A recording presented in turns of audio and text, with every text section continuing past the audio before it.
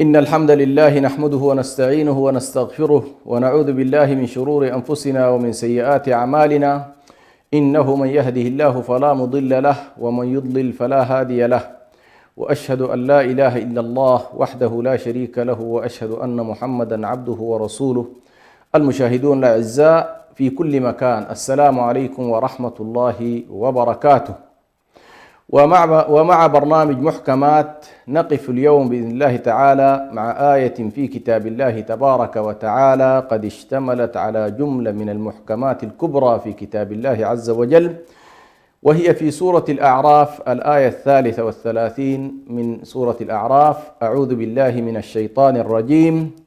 قل إنما حرم ربي الفواحش ما ظهر منها وما بطن والإثم والبغي بغير الحق وأن تشركوا بالله ما لم ينزل به سلطانا وأن تقولوا على الله ما لا تعلمون.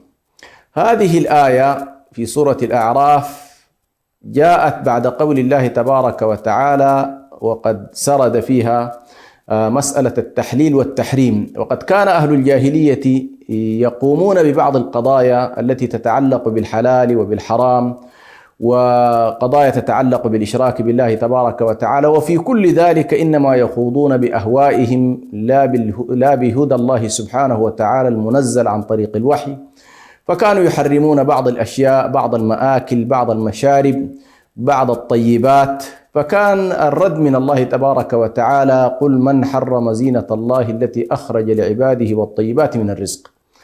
ثم بعدها جاءت مباشرة هذه الآيات، يعني مسألة التحليل والتحريم حق خالص لله تبارك وتعالى، وهذا ما رسخته معظم آيات الكتاب، سواء في سورة البقرة، في سورة آل عمران، في الأنعام، في غيرها، حتى في المائدة. السورة الكبرى نلاحظ فيها أن مسألة حق التحليل والتحريم هو حق خالص لله تبارك وتعالى. وقد حذر الله عز وجل عباده من أن يخوضوا في مسألة التحليل والتحريم بأهوائهم. ولا تقولوا لما تصف ألسنتكم الكذب هذا حلال وهذا حرام لتفتروا على الله الكذب. إذن من الافتراء على الله تبارك وتعالى كذبا هو أن يقول الإنسان في شيء ما أحله الله هذا حلال، وفي شيء ما حرمه الله هذا حرام. وهذه حقيقة مشكلة كبرى تقع فيها كثير من المجتمعات جهلا أحيانا وعدوانا أحيانا كثيرا. ولذلك الله تبارك وتعالى جعل حق التحليل والتحريم حق خالص لله عز وجل، فرد الله تبارك وتعالى عليهم في مسألة ما كانوا يحرمونه. كانوا يحرمون أشياء كثيرة، مآكل، مشارب، كانوا يحرمون بعض القضايا في الحج وبعضها خارج الحج. لكن كل ذلك الله تبارك وتعالى قال لرسوله صلى الله عليه وسلم: قل إنما حرم ربي الفواحش ما ظهر منها وما بطن. وهذه الآية على وجه التحديد اشتملت على أصول المحرمات الكبرى التي لها علاقة مباشرة في كثير مما فصل، لأننا ندرك بأن الله تبارك وتعالى يقول: كتاب أحكمت آياته ثم فصلت. فهذه الآيات محكمات فيما يتعلق بالمحرمات. فالمحرمات كما يقول العلامة ابن القيم عليه رحمة الله، يقول: المحرمات أصولها 4. الفواحش هي في المرتبة الدنيا، والإثم والبغي في المرتبة الثانية، يعني ترتيب تصاعدي، والإشراك بالله في المنزلة الثالثة، والقول على الله بغير علم في المنزلة الرابعة. ولو أردنا أن نعكس الأمر فنأتي بأكبر الكبائر أولا، نقول: القول على الله بغير علم، الإشراك بالله، الإثم والبغي، الفواحش.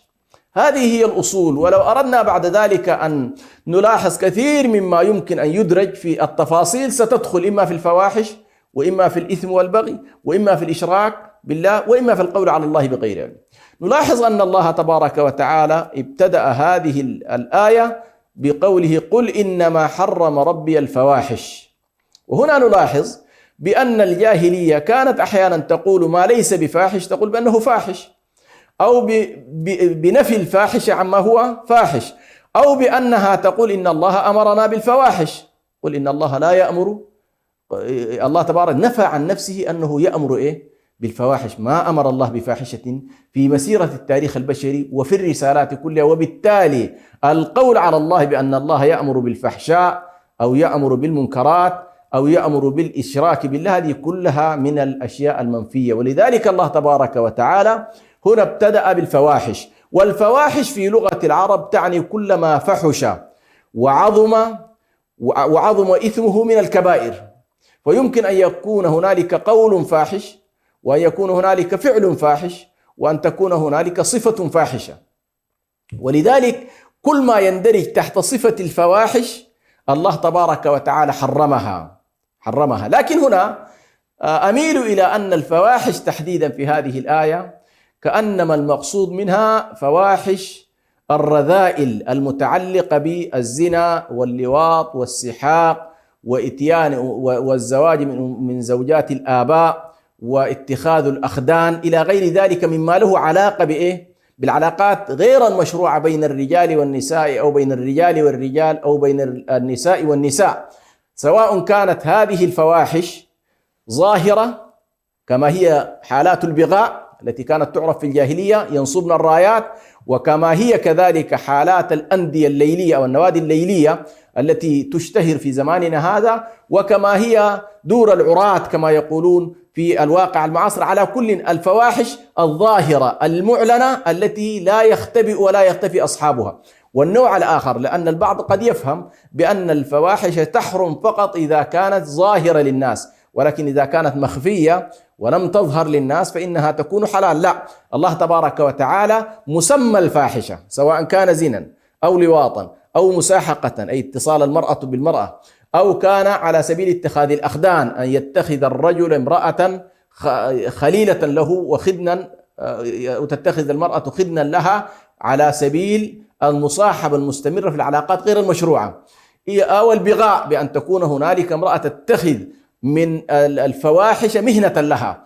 الله تبارك وتعالى كل ذلك قال عنه إنه فاحشة، والله تبارك وتعالى حرم الفواحش ما ظهر منها وما بطن، وأخبرنا أن الشيطان يأمرنا بالفواحش ويأمرنا بالقول على الله بغير علم. هذا المستوى الأول، ويندرج فيه كما ذكرت كثير من الأشياء. المستوى الثاني من المحرمات هو الإثم والبغي.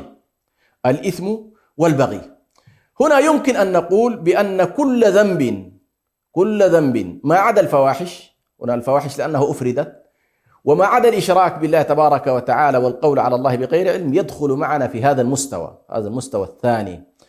ففي الآثام تدخل كثير من القضايا، كل ما حرمه الله تبارك وتعالى وأطلق عليه بأنه إثم كالخمر والميسر والأنصاب والأزلام وغير ذلك أطلق الله تبارك عليها اسم الإثم. والله تبارك وتعالى أمرنا أن ندع ظاهر الإثم وباطنه، يعني هذه أيضا يجب أن تترك ويجب أن تجتنب ويجب أن يتم الابتعاد عنها.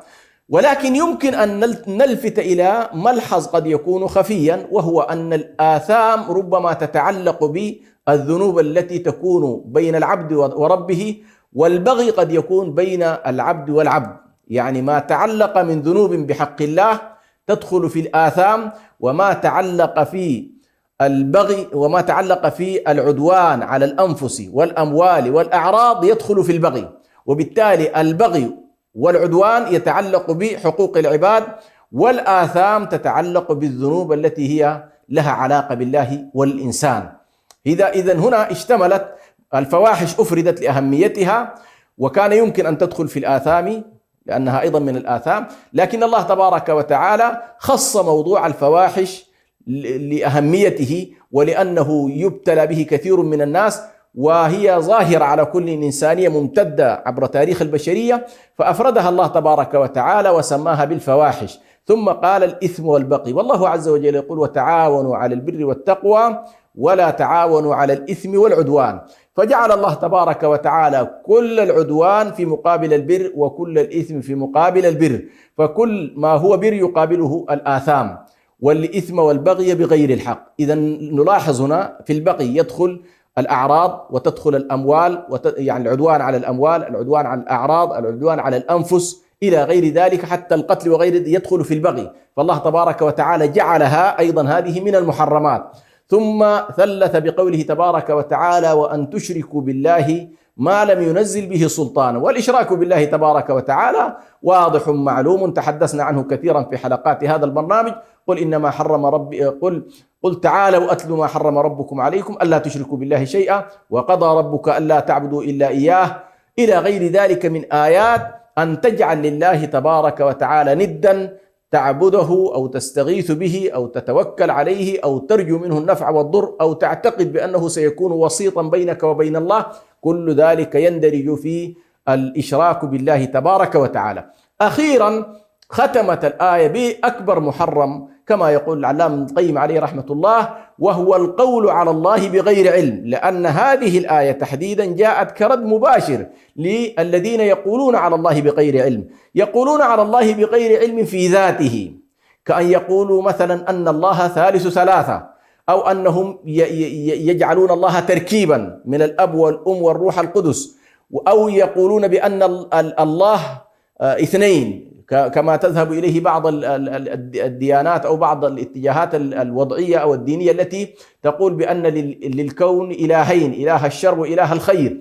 هذه لها علاقة بذات الله تبارك وتعالى، وكل ذلك هو يدخل في قوله وأن تقولوا على الله أي في ذاته ما لا تعلمون. الله عز وجل حسم ذلك بقوله قل هو الله أحد الله الصمد لم يلد ولم يولد ولم يكن له كفوا أحد. فكل من جعل الله اثنين أو جعله ثلاثة أو قال أن الله يلد أو نسب إليه البنوة أو نسب له الصاحبة أو غير ذلك مما له علاقة بذات الله فهو قول على الله بغير علم، ولا يوجد أكبر من هذا.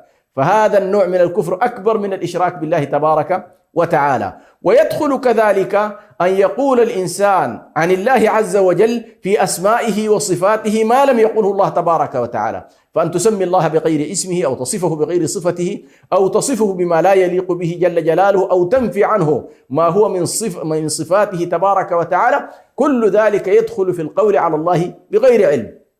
كذلك مما يدخل في القول على الله تبارك وتعالى بغير علم القول بأن هذا حلال في دين الله وهذا حرام في دين الله، هذا أيضا لأن ذلك يدخل في تلبيس الدين. وأعظم ما يعصى الله به أن تلبس على الناس دينهم، والعياذ بالله. نشأت الآن كثير من المراكز وكثير من الاتجاهات التي دخلت بها للأسف الشديد منظومات الكفر والإلحاد لتحاول أن تلبس على المسلمين دينهم، ودخلت على كل للتلبيس من داخل المنظومة. يعني رأت بأنه والله أن تحارب الإسلام مباشرة رأت فيه إشكال، فأرادت أن تعمل على هدم الإسلام من داخله، فدخلت في نفي مثلا سنة النبي صلى الله عليه وسلم، وهي البيان النبوي الذي من خلاله نعرف كثير من التشريعات وكثير من الأحكام. ثم ذهبت بعد ذلك في كتاب الله لتقول فيه أقوالا ليست في كتاب الله ولم تثبت عن رسول الله صلى الله عليه وسلم. وكل ذلك على كل يدخل في قول الله تبارك وتعالى وأن تقولوا على الله ما لا تعلمون. نسأل الله سبحانه وتعالى أن يرينا وإياكم الحق حقا ويرزقنا اتباعه، ويرينا وإياكم الباطل باطلا ويرزقنا اجتنابه، إنه ولي ذلك والقادر عليه. والسلام عليكم ورحمة الله وبركاته.